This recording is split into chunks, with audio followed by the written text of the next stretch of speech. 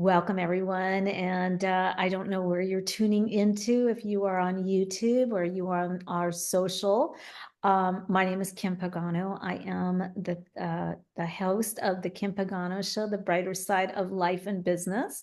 And usually the way we run our life is the way we run our business. And I am joined by two amazing men. And of course, Norman Thatcher is one of our sponsors here. He's been on our show many, many times, probably know a lot about him.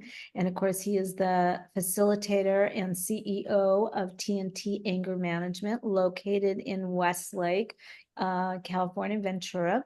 And it's probably like Ventura, Los Angeles, but anyways, and you do nationwide, people from all over the place. And of course, Scott Barela is here from Cornerstone, located in Simi Valley, and he is a therapist and does similar things, but a little bit different. He is really specializing in court approved, and we're going to find a little bit more and just really be insightful about where we don't want to end up sometimes, right? But, as I've heard before, is good things happen to, or bad things happen to good people too.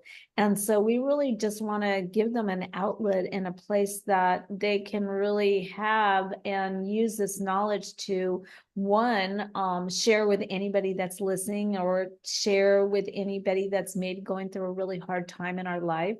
Our world is in a kind of a crazy place right now. And so I love bringing value to our world. And that's what I love doing. So Norman Thatcher and Scott Barela, thank you so much for being here. You're welcome. Well, thank you, Kim. It's been many shows we've done together, and let's just keep pushing forward. There you go. I love it. So Norman, I'm going to actually kind of give it to you and talk to us a little bit about what you specialize in, and then we'll move over to Scott and talk with him. Well, I'm from TNT Anger Management Services, and basically my focus is anger management education, stress management education, mental health issues, and just communication skills. So my practice is basically to give a safe landing spot for people in the community and nationwide. If they're having these issues, to give me a call for a free consultation, and hopefully in lengths of treatment time, we will help people progress positively in those areas. I love it. And Scott, how about you? Sure. Well, thank you for having me on your show. I'm a big fan and I appreciate this invitation. And Norm, thank you for offering me this opportunity on your spot. And I just wanted to say, yeah, Cornerstone has been around for 27 years. I'm a licensed MFT in California, marriage family therapist. I've been specializing in the area of court-approved counseling for that long, 27 years. I had the good fortune of being a guest expert on the Oprah Winfrey Show, also was on the Dr. Phil Show, worked with the producers for many of their episodes. I also taught at the university level at Cal State Northridge and Channel Islands in the Masters in Psych program. And I've had over 5,000 clients, and most of those have been in the area of court, either family court or criminal court cases. So as you know, with life, sometimes things happen. We find ourselves in a predicament, whether it's getting divorced or having a charge brought against us that we now have a consequence for, right? We have to change our behavior some way, right? So the courts have decided that we're not just going to put people in jail, we're going to give them some educational opportunities, right? One of which is psychoeducational classes like anger management, domestic violence treatment. Sometimes when you're getting divorced, you go through a co-custody parenting class where you learn how to communicate positively for the benefit of the children with your ex-partner. So those are the programs that I do at Cornerstone and have done for many years. So I'm, again, happy to join you guys today in this segment. Well, thank you so much, Scott. So much to talk about. So I know, Norman, we were talking about really sports and some of the things going on in the world of sports. And, we've experienced a lot of people. It's a joyous family time that we all like to go there. But some of the times we've run into problems where, people have actually been very seriously hurt. And of course, that really brings up anger in the wrong places. And so let's just start there, Norman, and talk to us about your thoughts on that. Okay. Well, so to catch up and going forward, I guess we should give a little backtrack. Last show I did with you, Kim, we talked about agitation at sporting events. Why does it happen? Can it be prevented? Does society and sponsors want it to stop? So with Super Bowl, just around the corner, I thought this would be a perfect segue into talking about this coming up event a week from Sunday. It's one of the nation's biggest events, and I hope everybody stays safe, and hopefully there's no incidents of malice at the Super Bowl. It is in Las Vegas, so that just kind of adds that extra little special element to it.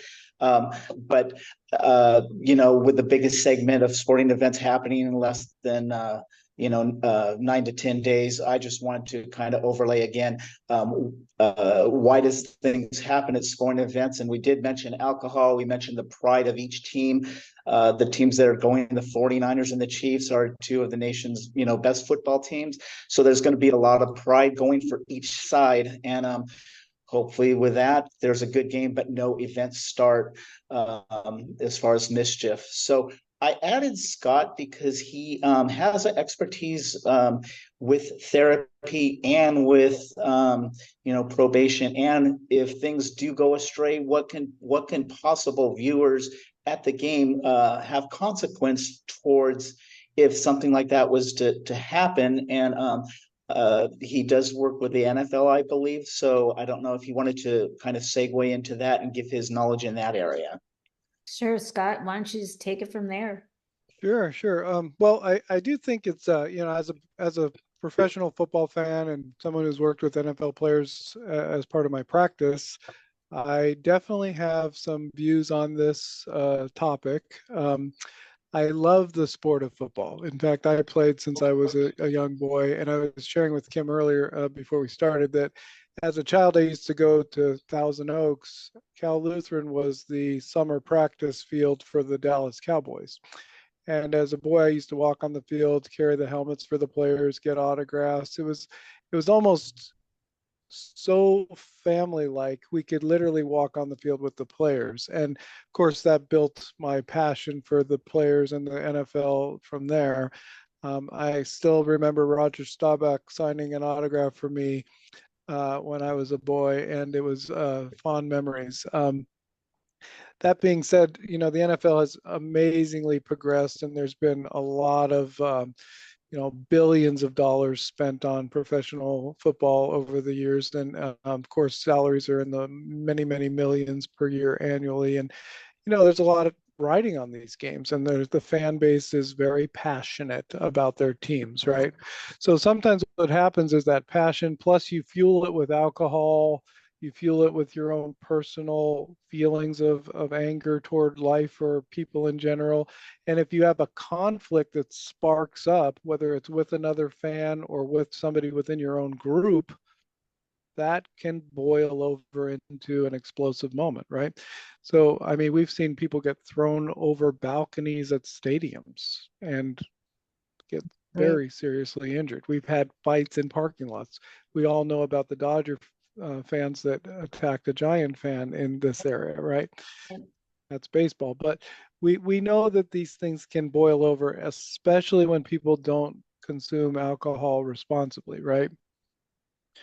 The family dynamic is also interesting when people are watching the game at home, right? You could have the desire, to have a fun Super Bowl party, right? Lots of people have Super Bowl parties, right? But again, if something boils over, somebody says something wrong or somebody rubs somebody the wrong way, plus their alcohol infused anger, they can have a big fight. And it is true, people do get arrested during Super Bowl parties or at Super Bowl games. That is, in fact, a possibility and has occurred. I've had clients who came to me and said, the reason I'm here is because of Super Bowl party, right? So Yeah. it does occur. It's not a myth, but other events are also sparking this type of animosity, right? You also have Valentine's Day coming up, right? Now everybody thinks of Valentine's Day as a lovely time between I was just going to couples, say, isn't that all and about love? it's all about love. But Right. again, there's a lot of expectations that go with what you're supposed to do on that day. And if you don't deliver or you do something inappropriate, hence more anger could bubble over into domestic situations, right? So we see a lot of domestic violence type cases around either sporting events or other events. Holidays is another big one. Holiday parties, whether it's with family or other events, could spark up some anger. And again, people need to have tools. That's what we do in our program. We teach them tools, and I think Norman does as well, tools to manage the emotions that come around. Love it. I love it. So Norman, back on you. What are the tools that can help people so that they don't end up in either one of your chair, first of all? I know that you're both really incredible, but we don't want to be there. But we know that there is that you both have, obviously tools that can help everyone. Well, I think one advantage right now is this is a scheduled time. It's a proactive event. We know the date, we know the time it's going to happen, we know when it's going to start. So I think that gives us an advantage to other things like road rage, where in a split second there might be somebody getting cut off. Obviously, that was not planned. So my tools would be, hey, make a safe plan, have a good time with your family, maybe have some food, a good time. But plan your alcohol maybe to some limitations of being the host at the house or wherever you're at, and say, hey, you know what, we're having a good time. Let's leave it at that. And when people are leaving, instead of just saying, okay, everybody just take off at the same time, maybe, I don't know, somebody monitor the people as they're leaving your house, to say, hey, you know what, are you okay to drive? Obviously, we want you to get home safe. So I think just planning, because we know that the time of the event, it gives us a big advantage, rather than it's just an impulsive thing that just happened, like a car accident or something that's totally unplanned. I love that. I love that. Scott, your thoughts? Yeah, tools we like to teach with regard to any type of what I call anger buildup, or some type of critical moment, right? So that's kind of that fork in the road moment where you're about to do or say something to somebody that you might regret, right? So when you're in that heat of the moment, what you can feel from your body, you start to get that intense buildup, pressure in your shoulders, clenching your fists, grinding your teeth, heart rate's racing, thoughts are racing as well about how angry I am about what so and so just did or said. That's where you need to take a timeout. Timeout is where, as an adult, we say, this isn't a good moment. I don't want to engage that person. I'm going to walk away. And that's the number one tool in our program for managing those moments and those emotions, is to just take a step outside. Even as little as 15, 20 minutes to cool down can really help the situation. Love that. I love that. Norman, let's see. So Norman, is that the same approach that you have? You're on mute too, Norman, but if you can change it, there we go. Is that the same approach you have? And I love that because, I mean, as children and having grandchildren, timeout is a pretty big thing. I think everybody knows it. And so it's asking yourself to be on timeout. It's like self-awareness, right? Correct. And Yes. I think that's so cool. Mm-hmm. Yeah, to answer your question, Kim, yeah, I agree with Scott 100%. That's the trick to finding your physical symptoms of, hey, I'm getting heated. Also listening to others, adults around you. These are adults that are primarily going to be at this event, watching this event, whether you're at home. So one of the other things is also, you might have a split household. half is going for Kansas City, half is going for San Francisco. You might have a rumble literally in your own living room between families and friends and just neighbors getting together. So do you know, to put people in timeout in a game like this, you know, again, if there's one suggestion, maybe there's one adult that's not drinking that can kind of oversee this event for 3 hours and make sure that even your loved ones, neighbors aren't literally having a throwdown, because again, the ownership of these teams and the pride of these viewers could be something that you have to manage as adults. And I've seen house parties that are supposed to be simple Super Bowl parties end up in fights. And my wife and I, we just left the event. So that's what we did. So I would hope I hope not every single person in these events are intoxicated, and somebody can kind of be the leader and taking control of a safe environment and an event. I love that. Actually, it kind of just resonated with me because, you know, if somebody's drinking, there's you know, everybody decides who's going to not drink so that they're the one that's going to drive, right? So we do that in that situation. When we had COVID, okay, our world got a little divided. And so there were people that were getting vaccines, not getting vaccines. They're, you know, in with our politics, we're divided. So it doesn't, you know, surprise me that we're divided in our, you know, sports either. So what we need to do is really to be able to like work around that. And I love that. What a simple thing to do a timeout. Maybe everybody needs to start a party with like, this is the timeout chair. Everybody is aware of it, you know, and kind of, you know, adding that. I did have a question for Scott, and I don't know if this is a rumor or a fact, but I've heard through the years of being a 60-year-old sports fan that Super Bowl Sunday is actually the number one single day that domestic violence is at the number one peak. Is that true? No, that's a myth. Okay. I think it was originally targeted for PR purposes as that to bring better awareness to domestic violence. And as you know, the NFL has really embraced different mental health issues. They've embraced other topics, and domestic violence certainly was one of them. And I would say that again, it was a focal point, but it wasn't a statistical fact. Okay.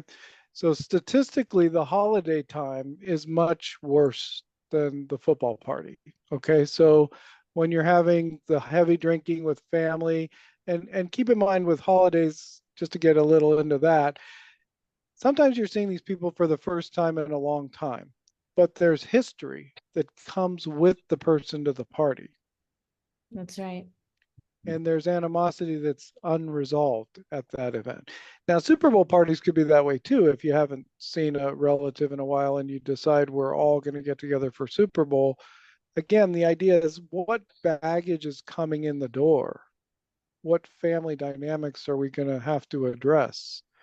And add a little alcohol to that mix, and it could be explosive, right? Right. So I would somewhat argue, Norm, that almost any big event that involves those components, whether it's a Super Bowl party, a Christmas get together, a Thanksgiving celebration, an anniversary party, 4th of July, you name it, could be explosive parties given those components, right? But as a football fan, I can tell you Super Bowl got a bad rap on that one. There you go. I love it. Okay. I love that answer. We are actually, this has been incredible, and I would love to have both of you back. We are like down to our minutes here. So Norman, give out a number that you can be reached and that our fans and our people that are watching, so they don't go into timeout and have.